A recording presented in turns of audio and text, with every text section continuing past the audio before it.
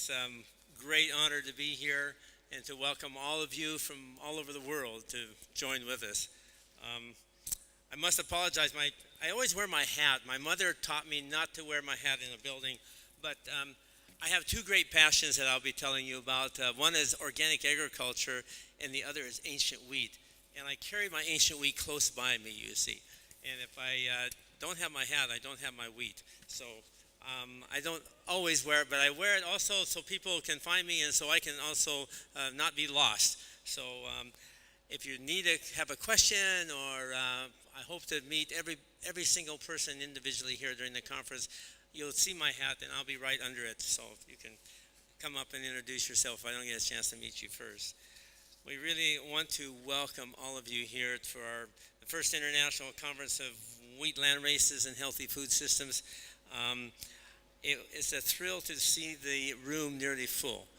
This was a dream that we started a couple years ago, and I'll tell you a little bit about that later. We have a great lineup that I hope you will enjoy. We've got almost 25 poster boards for you to visit and to witness just outside in the courtroom. We have over 28 guest speakers during the next 3 days.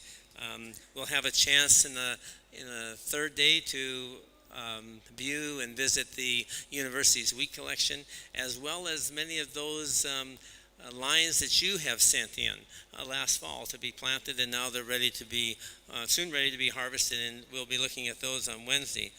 We're going to end the conference with a delicious banquet featuring many of the grains that we'll be talking about here. So we're going to be eating what we talk about. So we put our mouth and our stomach where our mouth is. Maybe we could say it that way. So we hope you enjoy all of that. We've added a few extras to the conference that maybe not normally part of scientific conferences, but we know that we're not really concerned about being normal. As Giovanni mentioned earlier, what you're all doing at home is not looked at as normal. We're doing organic, we're doing ancient grains, we're doing land races. We're trying to look at alternatives to what is driving right now the world's food production and industrialization of agriculture.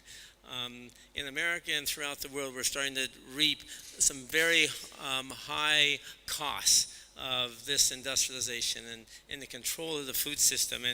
And what we're all trying to do here is offer alternatives to that, and particularly alternatives that are tied to health. And that's really the reason we eat, not only to keep ourselves alive. We don't just want to be alive, we want to be healthy and strong and enjoy our life because our bodies are well fed. And that's what is really important, and that's one of the things that we're going to be talking about here. We're just not going to be talking about producing boatloads of food. We're going to be talking about producing quality and enjoying taste and aromas that go with it. We also want to give a few, I need to take a moment to just for some housekeeping ideas or announcements. We're going to be having the opportunity to vote for your favorite posters, and we'll be explaining how to do that here in a few minutes. And we invite you to view the posters and vote for your favorite one, and the winners of those votes will be asked to make a short presentation the last day. So we think that will be a lot of fun. Danielle in the back is going to be putting all of this conference on video, and it will be available at our website for the whole world to see. So those thousands of people who would have liked to have joined us will actually get a chance to be here in a virtual way by viewing the videos. And I must make an announcement concerned with all the concern with confidentiality and privacy and all that stuff. If any of you have any slides you do not wish to be put on the internet, if there's pictures that don't have copyrights or something else that need to be kept private, please let Daniel know, and we'll be pulling those off of your presentation for the video that will be put onto the website. Also, at the end of each session, all those who are speaking will be asked to, before they speak, asked to submit to the co-chairs, and some of you know about this and have already done it, just a 3-sentence summary of your presentation. And at the end of your talk, we'll be inviting each of you to stand and summarize in those 3 sentences what you have presented to us. And those summaries will be used as sort of an index on our video presentation of the whole conference, so people can look through the summaries and find those conference talks that they want to really focus on and open and watch the whole thing. We also have on the back of your program, you'll see a list of a few restaurants that feature ancient grains here in Bologna.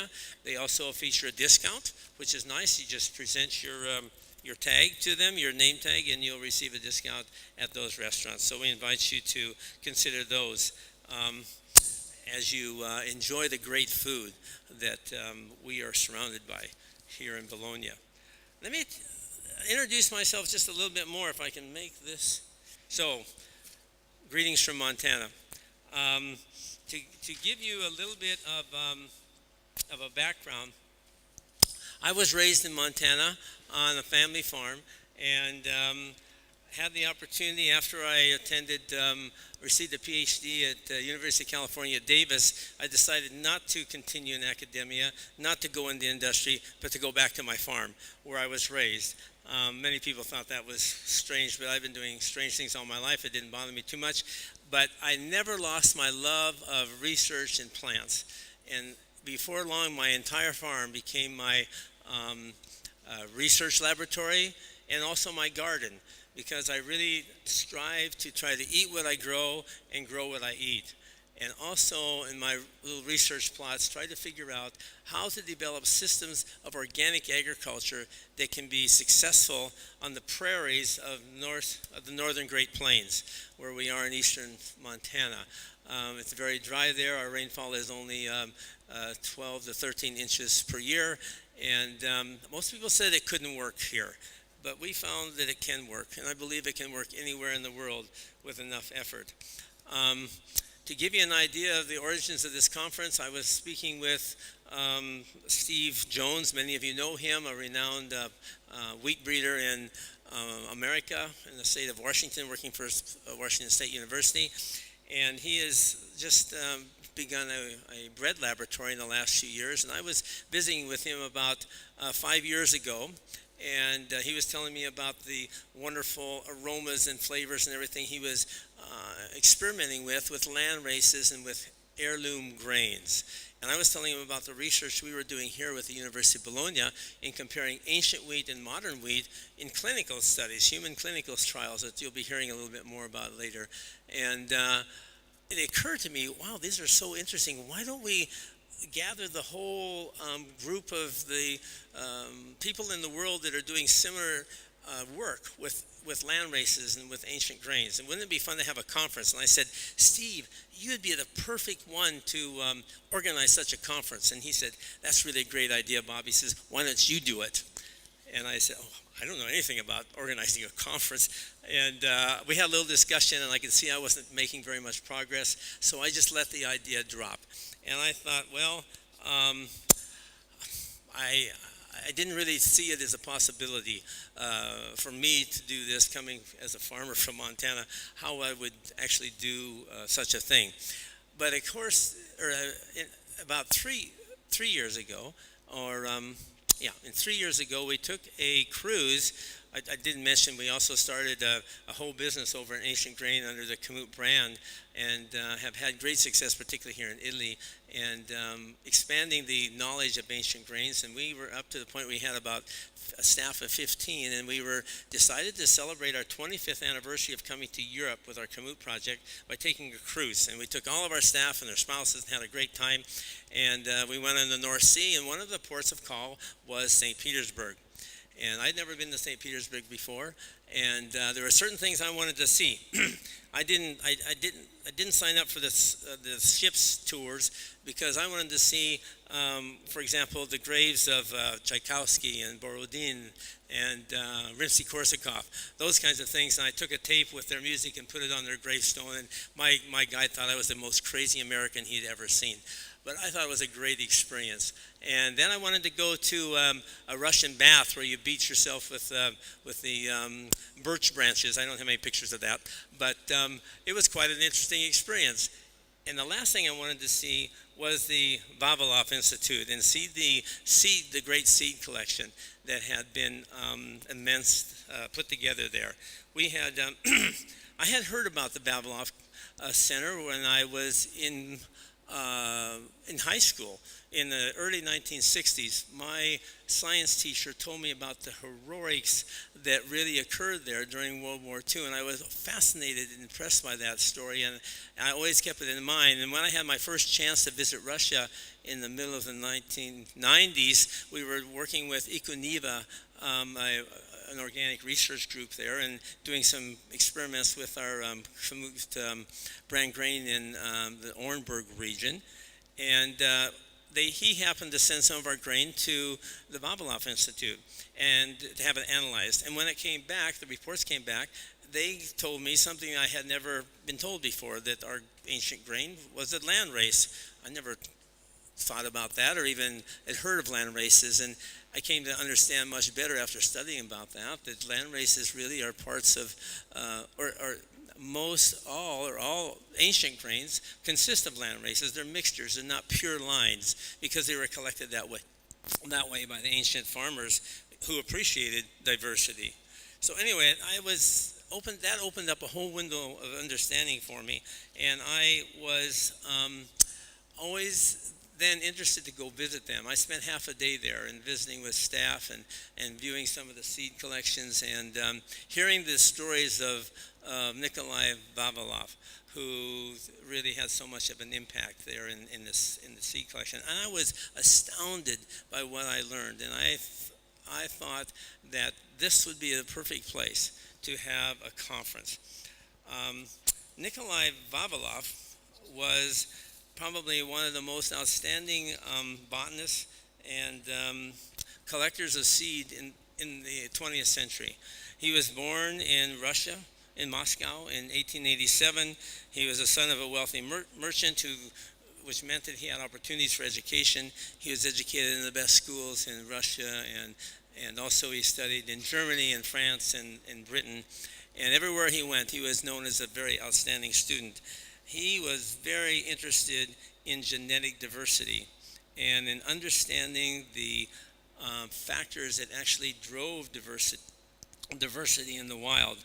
He came up with the theories that there were centers of diversity, origin of plants in different places for different plants throughout the planet. And he went to those centers of diversity saying that that was the best place to collect different seeds and representing that diversity. Within a few decades, he had put together a seed bank of over 250,000 accessions of seeds and plants from all over the world. He was well acquainted with famines, and his goal was to end world hunger, to have plants which he could then breed for particular characteristics would enable the planet to be free then of world hunger. And here we are at the Vavilov Institute. I didn't know if I should wear my GMO-free zone T-shirt, but when I got there, the folks at the Vavilov Center said, "You are welcome here with that T-shirt." So I was glad that I was wearing it. But they were really overflowing with their praise of Vavilov and what he had done to start the center. Unfortunately, in the Soviet era, although he started out in quite good graces with Lenin, and Lenin supported him, and he rose to be the director of the institute, which now bears his name. When Stalin took over in 1924, things began to change.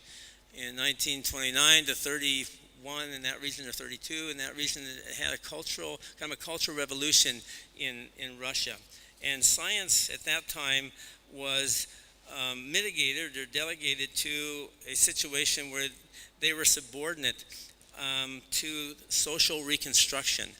And from that period on, Vavilov no longer was free to really direct his own program. And another adversary arose who became Stalin's protege, or you might say his favorite in agriculture, by the name of Trofim Lysenko. And he was a peasant research scientist, a perfect example of what Stalin was looking for, saying that he could solve agricultural famines and whatnot in just 3 years with amazing science that he was doing and claiming was real, which many times was not, and that he could change plants by exposing them to different environments, and those characteristics would be inherited, and then you'd have something phenomenal to feed the country. Most of that didn't turn out, well, all of it didn't turn out to be true, but in the beginning, he created a lot of excitement and was really critical and condemning of Vavilov. Vavilov, in a public statement, criticized Lysenko, saying that for being for his anti-Mendelian stances. And soon after that, Vavilov was arrested, taken to prison, tortured, interrogated for almost 11 months, put through a trial and condemned to death. His sentence was reduced to 10 years in prison, but after only about 2.5 years, he died of malnutrition in a Russian prison. So the man who wanted to end world hunger died of starvation. It's one of the great ironies of history of the last century, in my mind. Meanwhile, the Nazis during this time had invaded Russia and put St. Petersburg under siege and surrounded the city. For 900 days, that's nearly 3 years, they bombed and they shelled the city of St. Petersburg. The seed collection, which was secreted there, and no one knew exactly where it was or even that it existed, survived with two great helps. One was by chance, and the other was through the heroic deeds of those protecting the seeds. The by chance situation was due to the fact that the Astoria Hotel that you see on the left was the most luxurious hotel in all of Leningrad, it was, as it was called then. And Hitler told his generals, do not bomb the square where this hotel sits, because that is where I want to have my victory party when we have the fall of Leningrad. Of course, that never happened, but because the generals were told not to bomb the square, the Vavilov Center, which was right across the street on the right that you see just sticking out of that building, that's where the seeds were kept, and it was spared the bombing. So that was something that was quite amazing coincidence that really helped them. The other thing that helped them were the sacrifices and the loyalty that the people had there toward Vavilov. And they had two things that were going on that they had to protect the seeds against. The first were rats, and the rats learned how the seeds were mostly stored in these metal boxes. The rats learned how to open the lids and were starting to eat the seeds, and so that the curators would take these boxes and wire them together in groups of 4 so the lids were facing each other and the rats couldn't open them. But the other threat to the seeds were the people. They were also starving. When the siege began, there was over 3 million people in St. Petersburg. Over 1.5 million escaped over the ice, the road of life, as it was called, of the lake that's run on one side of the city in the winter and by boats in the summer. 1 million died of starvation, of shelling and bombing, and 1 million barely survived. Most of them in a starving condition. So they were looking for food all the time. Most of them didn't know about the seeds, of course, being there. They could have kept them alive for a few more days, maybe. But the caretakers knew about them, and yet they refused to eat the seeds that could have preserved their lives. And many of them actually died went the wrong way. And are remembered throughout the Institute in sacrificing their lives to protect these seeds for humanity, for future research. I was very, very impressed by that. And I felt like the spirit of that sacrifice would be the perfect place to have a group who sometimes sacrifice their careers by not studying the high-tech and the biotech trends that are dominating science right now, but are willing to sacrifice for the good of the future of the planet and of mankind. And so I thought that would be a great experience. So we tried to put together ideas for the conference there, but after a year of efforts, we decided it wasn't going to work out the way we had hoped, and we accepted the generous offer of the University of Bologna to come here. And we really, really appreciate the help we've received. And we appreciate meeting in this great hall, which has its own history of way more centuries than St. Petersburg was even a city or a village or anything. We're sitting in a hall that is from medieval times. It started out as a monastery, probably a chapel for a monastery. When Napoleon came through, he decided to make a better prison, so he turned it into a prison. And then, thankfully, the University of Bologna took it over a few decades ago, renovated it, and now it's a center of learning. And it's very appropriate for us to be here. I hope that you will enjoy yourself at this conference, that you will take the opportunity to learn, exchange ideas, because this is, as we heard earlier, this is a place of learning and exchange of ideas. And also we'll have the chance tomorrow to talk about the forming of association if we want to go forward and promoting what we believe is a alternative to the directions they're in now, which are better for all of us. We're looking for solutions. We want this to be a solution-oriented conference, and we hope that you will have fun in coming up with those. Think out. I tell people, and they talk about thinking outside the box. I said, I've been thinking outside the box for so long, I don't even know where my box is anymore. And that's the way it is, I'm sure, with most of you. We are looking for innovation, and we've heard that word mentioned several times, and that's why we're here. And we thank those that are coming to speak to us, to show their posters and share with us, and to those of you that are here to learn and to exchange ideas and support this. Thank you so much for being here. Have a great time and have fun.